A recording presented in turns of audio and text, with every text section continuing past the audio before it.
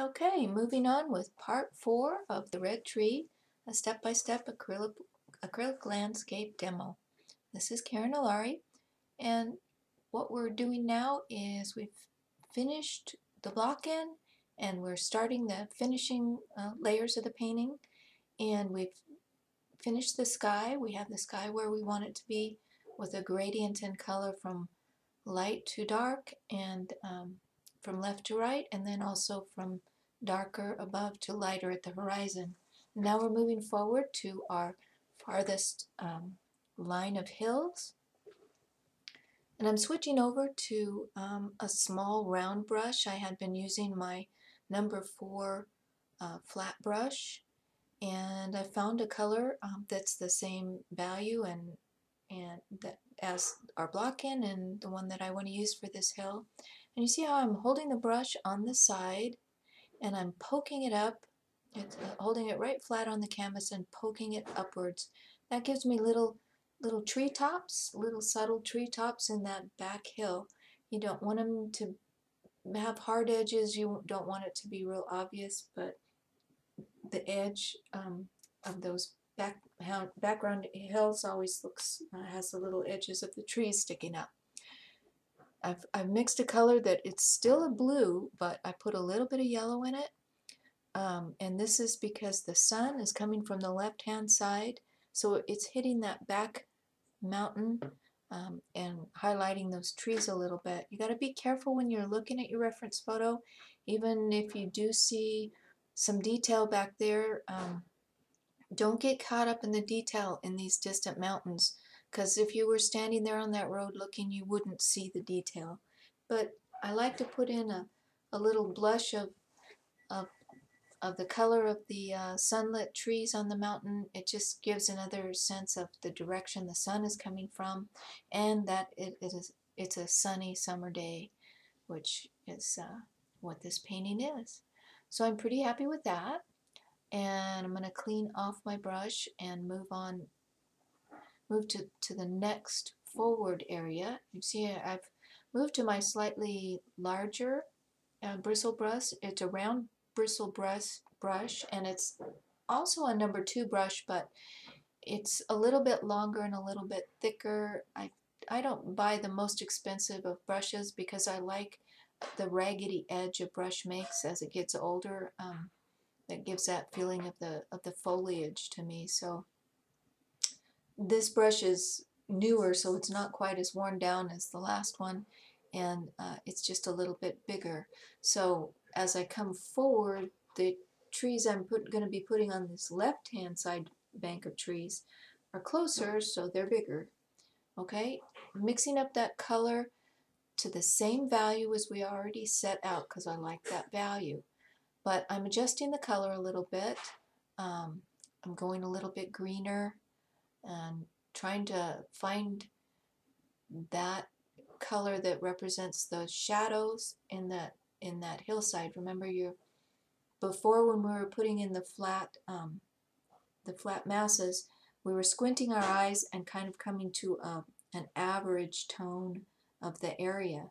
But now I want to put some color that's a little bit darker and some color that's a little bit lighter, so you still get that average tone, but I see a hint of the shadows in the sunlit sides of the trees. Again, laying my brush on the side and pushing it upward into the sky to create those little tree lines. Hard to do with this lying flat as it is. I normally paint with my canvas up on an easel, but I want you to be able to see what I'm doing, so I'm just flat on the tabletop at this point, which is making me a little bit awkward with my brush strokes. But one thing you want to think about with the trees, especially when you're doing this little pushing up the treetop part of it, it's very easy for us to make things symmetrical. That's my worst problem, and nature is not symmetrical, so you have to be careful to not have all your little trees standing up like soldiers with equal distance between them. You want to vary it. I always listen to music when I'm painting, and that helps me a lot, because when I listen to rhythms in the music, it helps me get a rhythm into my brush strokes and a rhythm into my painting, so it's not quite so mechanical and symmetrical. I'm also varying the heights here. In the reference photo, these trees were actually almost straight across, but that's not a very pleasing thing to look at in a painting, having it straight across like that. So I went ahead and I'm raising it a little bit against the edge of the canvas. That's always a good direction to go. You don't want a line falling off the canvas and downward and off. It's much more pleasing to have the line at the edge of the canvas scooping up a little bit. It just takes the eye and it scoops it up and around and brings it back into the painting. You can see there how straight that line of trees is, but I went ahead and gave it a little bit of an undulation so that it had a more natural look to it. Now that I've got the shadow color in there, which was just slightly darker than the block-in color that I used, I'm moving to a bluish green that's just going to be slightly lighter than the block-in color that I used.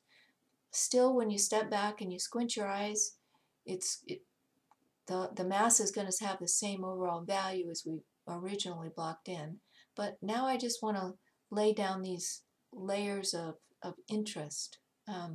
You're not defining any particular tree, you're just laying down layers of and giving a hint of tree shapes. Trees are kind of triangular shape like that. They're like little fuzzy triangles, and you're just laying in those hints of shape. And I like this layering process, especially with acrylic paint. It's so wonderful for that because it dries quickly and you can layer one layer over another very quickly and not have the colors just mush together and turn into mud. See, on the other side of the red tree, there's this little tiny area where those background trees, that background hill, actually comes, and you can see the edge of it on the other side of the tree. And I'm going to use that, and I'm actually even going to play it up a little bit because that really brings the two edges of the two sides of the painting together. It kind of overlaps them. Overlapping is another way, besides using atmospheric perspective where things get bluer and lighter and grayer in the distance, that gives you a sense of distance. Another thing is overlapping elements. So if something is overlapping that back element, you can tell that it's closer, and it just adds depth to your painting and gives you that feeling that you're just going to walk right into the distance there. So I'm adding this little bit of a tree line that continues back on the other side, using my two colors from the other side, the more shadowy, slightly bluer, and then a slightly greener color. This little area right here, we're going to have some green bushes that come up against that. So you're always thinking about what's going to be in front of this and how can is this an area you want to highlight? How can I bring that out? And this area on the reference photo is actually a little bit darker, and the darkness of that, it's kind of hard to see in the video, but the darkness of that and the grayness of that plays off nicely against the green of those bushes. It makes that green seem more vibrant and alive. Always with color, you're comparing to what's next to it. You can have a color that on the palette looks purple, but when you put it up against other certain colors, it looks brown. So you can't just judge by what the color is on the palette. You always have to put it up there on your painting and compare it. I'm pretty happy with that background set of trees now. You can see there's just a little hint of something going on back there, but I don't have any hard edges. Again, these are distant hills, so you don't want hard edges. And by hard edges, I mean, you know, every brush stroke of paint you put down, if you just put it down straight, it's going to have hard edges all the way around, a strong line between that color and the color next to it. A soft edge has a gradated line between the two. You don't look at it and see a line. It just kind of grades into the color surrounding it. And as things move more in the distance, they have more and more soft edges. So like those background hills would have no hard edges at all, and that makes them stay in the background. If you put a brush stroke on there and didn't blend it out and left the edge hard, it would take that background hill and make it confusing, because it would come forward in your mind and you wouldn't understand what that element was. So always remember, soften your edges in the back. All right, so we're moving into a green color. I just play with my cadmium yellow and my two blues, pushing the green whether I want it to be cooler or warmer, whether I want it to be a brighter green or a more dull green. And this green that I'm putting in right now is just going to be the back. This back field is a combination of, it's been mown, and so it's got this dried grass on it. It's got a little bit of green grass that has grown up after it has mowed. And it's also got rows to it. In other words, the tractor has come around and made some rows. And I didn't even really notice that before. But as I started doing this back hill, I realized that that's a really nice element, and it's going to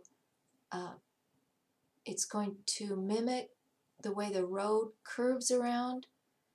Then we also have the curves in the field, so we get this repetition of a shape, which gives rhythm to your painting. It's almost like a rhythmic beat to it. So I'm using my brush and I'm following that same rhythmic curving shape to add that to the field as well, which will, it's a subtle thing, but your eye will pick it up, and it will bring movement to the painting, keep it from being real static. And you noticed as I put that green on the back of the hill, or the top of the hill there, I softened that edge again. I just took my brush and poked it up right along the edge real softly, just to soften that edge. So you don't want a real hard transition between those two areas. So I've gone with some Quin Gold, some Cadmium Red, a little bit of blue, some light, to make this kind of a reddish, yellowish, dry, grassy color. And using the same kind of brush strokes, following the same method. You don't want real distinct lines here.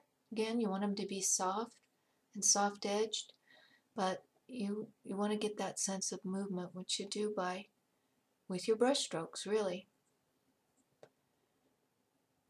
And right now my paint is getting thicker and thicker as you continue in the process.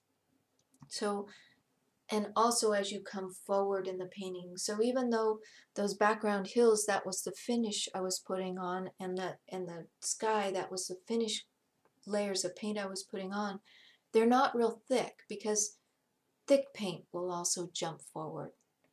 Okay, so there's the end of part 4 of the red tree, and let's move on to part 5.